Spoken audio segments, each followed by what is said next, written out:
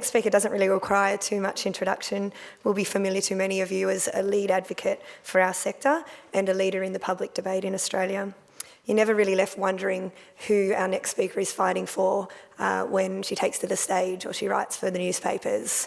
Our next speaker is really a really conviction leader who represents the disadvantaged in our community so well, and we're very lucky to have her as a speaker. CEO of ACOS and Deputy Chair of the Australian C20 Steering Committee. Please join me in welcoming Cassandra Goldie.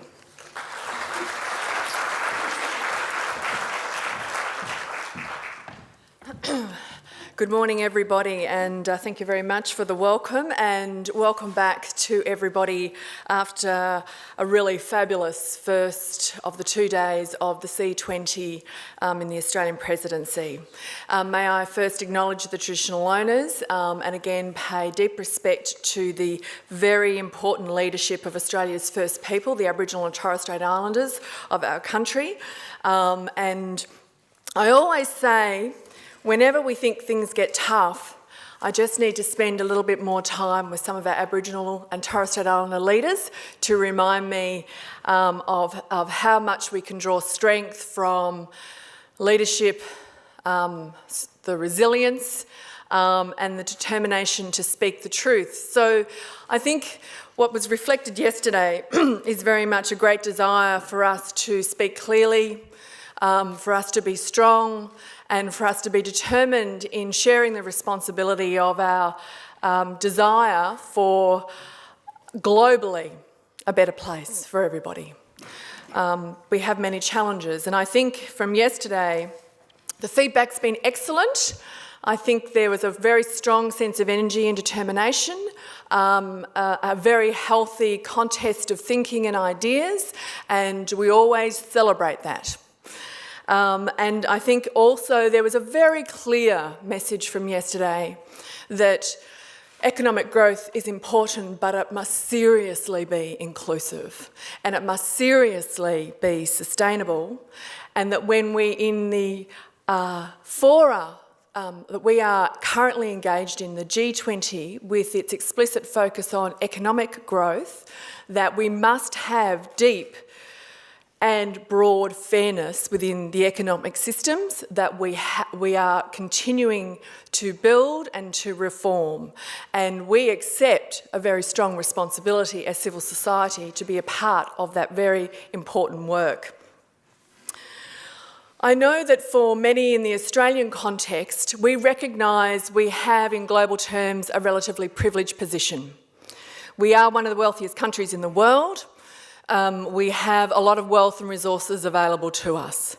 We also recognise, though, that we are at a crossroads where we, like many other countries, are seeing rising levels of poverty, we're seeing deepening inequality, and at this point in our history as a country, we have a great opportunity to reset the direction so that we change that picture in the Australian context, and we also provide lessons to be learned and shared right across the globe.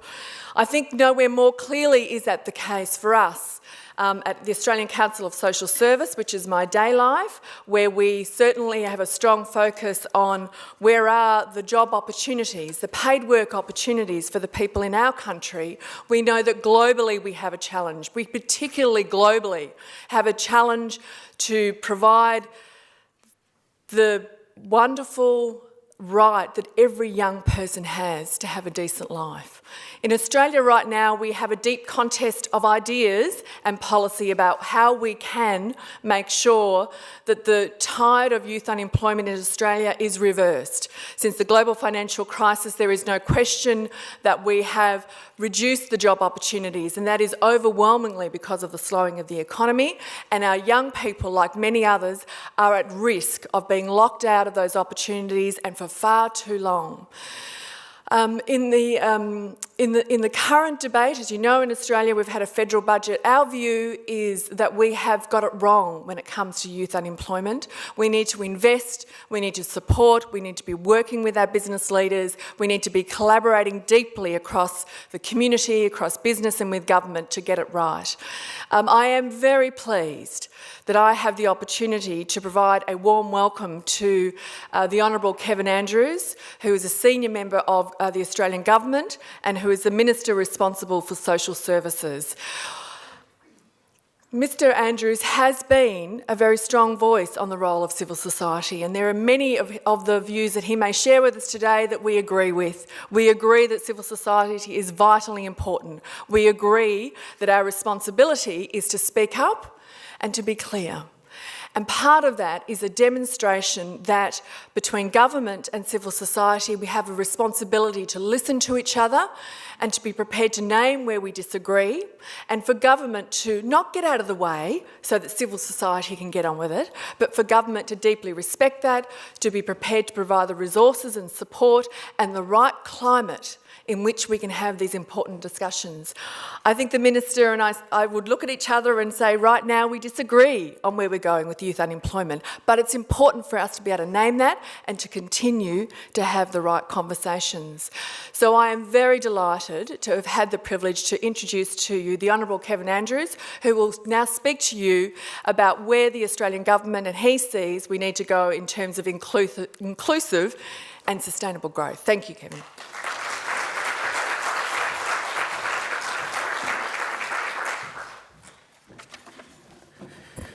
Thank you very much, Cassandra, for your kind introduction to this important Civil Society 20 Summit, or C20 as it's commonly known. I was reflecting on your words of introduction then, and I was reflecting on the apparently warm reception that my colleague, the Foreign Minister, received before coming inside the building yesterday. And it reminded me of those important words of John F. Kennedy in his inaugural address when he said that civility is not a sign of weakness and sincerity is always subject to proof. I acknowledge at the outset, ladies and gentlemen, the original owners of the land, the Wurundjeri people, and also their excellencies, the Ambassador of the Republic of South Africa and the Consul General of the United States of America. And may also at the outset acknowledge the very hard work of the steering committee of C20, led admirably by Tim Costello.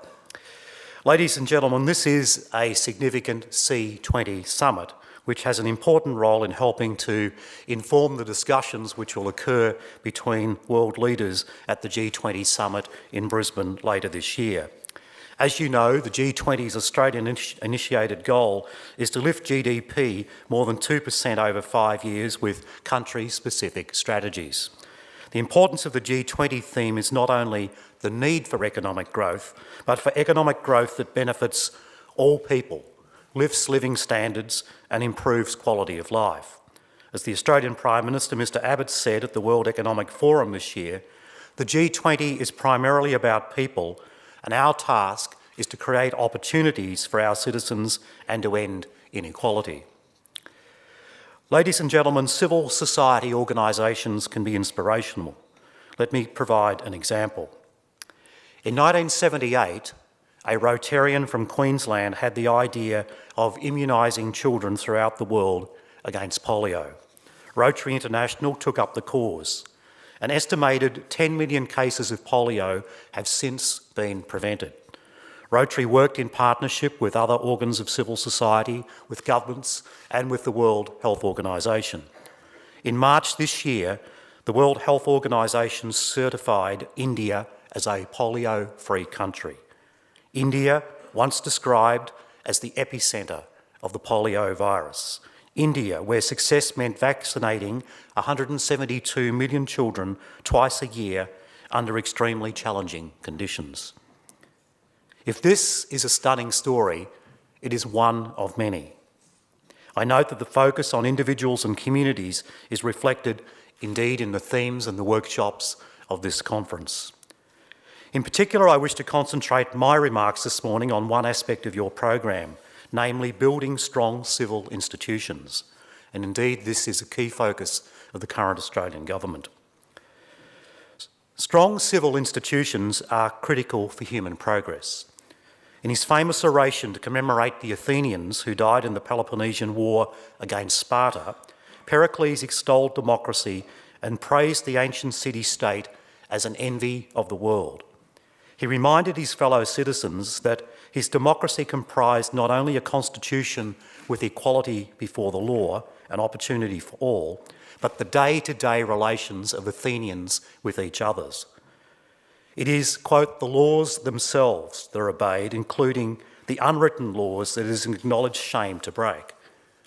Although Pericles did much to extend democracy to the citizens of Athens, many of the greatest thinkers of the time doubted this new form of government. Plato believed that democracy deteriorates into licence, and Aristotle, although less severe, noted that constitutions can be captured by groups interested only in their own selfish ends. The late professor at the University of Chicago, Jean Bethke Elstein, has written, "Democracy is not simply a set of procedures or a constitution, but an ethos, a spirit, a way of responding, and a way of conducting oneself. It's in the habits, the dispositions, the culture of people that undergird strong and robust societies. Consequently, a state without public discussion and civic association lacks, I believe, the vital life force for its civil society. Webs of associations, what Edmund Burke referred to as the little platoons to which we belong, have become known as civil society. Civil societies are the relationships and institutions that are neither created nor controlled by the state. The essential task of civil society, families, neighbourhood life, the web of religious, economic, educational and civic associations is to foster competence and character in individuals, to build social trust, and to help children become good people and good citizens. And through their activities, they build character in individuals, foster social cohesion in communities, and provide positive role models for the next generation. Alexis de Tocqueville, in his famous work Democracy in America, observed how the free association of people in countless groups and organisations are the linchpin of democratic vitality. He wrote, "Among the laws that rule human societies, there is one which seems to me more precise and more clear than all others. If men, and I would add women, are to remain civilised or to become so, the art of associating together must grow and improve in the same ratio in which equality of conditions is increased," unquote. Civil society organisations have and continue to teach the art of associating together. As the Harvard scholar Mary Ann Glendon writes, "The myriad of associations that generate social norms are the invisible supports of and the sine qua non for a regime in which individuals have rights. Neither the older political and civil rights nor the newer economic and social rights can be secure in the absence of the social arrangements that induce those who are disadvantaged by the rights of others to accept the restrictions and interferences that such rights entail," unquote. In other words, if we cannot preserve and support the institutions of community in which relationships are developed and nurtured, then we're not merely placing at risk the welfare of many people, including the young and the elderly, we are weakening the very foundations of society itself. Ladies and gentlemen, the opening lines of A Tale of Two Cities have bequeathed us some of the most enduring words of English literature. It was the best of times. It was the worst of times. It was the age of wisdom. It was the age of foolishness. It was the season of light. It was the season of darkness. It was the spring of hope. And it was the winter of despair. These observations about the duality of life, about the yin and the yang of human existence, are as fresh and relevant today as when they were written in 1859. Dickens was telling us that every advance inevitably generates pressures to retreat, that every step we take forward spawns a countervailing force pushing backwards. Nowhere is this more apparent than in the sphere of demography today. Ageing populations are bringing challenges and opportunities to all nations. According to the OECD, the ratio of older people across the OECD nations in the workforce would double from 19% from 1990 to 38% in 2050, indeed a doubling of the ageing of the population. By the same year, Germany's ratio is expected to soar to 49%, Italy 48%, France 39%, the United States 38%, to take just a few examples. Indeed, we are witnessing demographic shrinking in some G20 countries. In Japan, since 2004, the population is falling as well as ageing faster than many others. One prediction has the population of Japan falling from 127 million to about 87 million by the year 2060. The ageing of the population will compel shifts in the allocation of resources towards retirement incomes, health and aged care services, and in turn place greater pressures on the shrinking working age populations. There is no doubt the enhanced life expectancies we now enjoy are a positive in absolute terms, but it can't be denied that the longer we live, the greater the pressure on our ageing population places on the services we expect from government and indeed from organisations of civil society. The silver lining of longer lifespans is surrounded by a cloud of pressure on the budget from increased health and pension costs imposed by a growing cohort of seniors. This is a common challenge that faces most, if not all, G20 member states, along with many other nations around the globe. However, it does not mean that civil societies have to accept arthritic futures. Ladies and gentlemen, I believe there are a number of opportunities that civil society organisations should raise to challenge fellow citizens and their governments. First, we have to examine how we can improve participation in the workforce of otherwise marginalised cohorts. This includes special attention to the participation rates of mature age job seekers and those with disabilities and the skilling of younger people. Second, we have to improve the participation of women in education and in the workforce while supporting fertility rates that reach the 2.1 children per childbearing aged females. Third, we have to acknowledge that the orderly flow of skilled and semi-skilled labour through immigration programs will assist both destination countries and source countries. Immigration programs should and can be designed to bring about both economic and humanitarian outcomes whilst maintaining public confidence.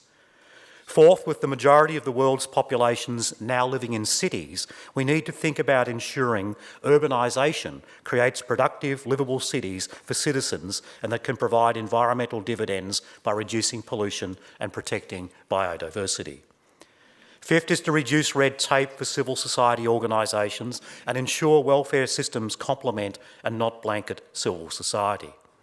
Many people, for example, have told me that one of the biggest problems of civil society organisations is the creeping regulation and credentialism that is unduly impeding them.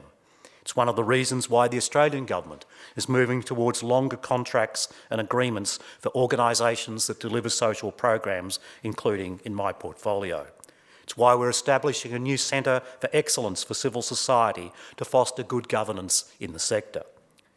And finally, we need to recognise that changing demographics will affect the way that civil society agencies and organisations operate. As the Executive Director of the Brotherhood of St Lawrence here in Australia, Tony Nicholson, recently observed, the prevailing paradigm of gathering paid professional people around the vulnerable in our community will become unviable in the next 20 years, unquote. The reasons, he said, were because of the impact of ageing populations and workforce contractions and the increasing funding pressures. This is why, in part, we're seeking to encourage volunteering and philanthropic activities in this country. Ladies and gentlemen, when considering social security systems, I believe that the godfather of the British post-war welfare state, Lord Beveridge, said it succinctly about the kind of balance that should be struck. And I quote, "The state in organising security should not stifle incentive, opportunity and responsibility.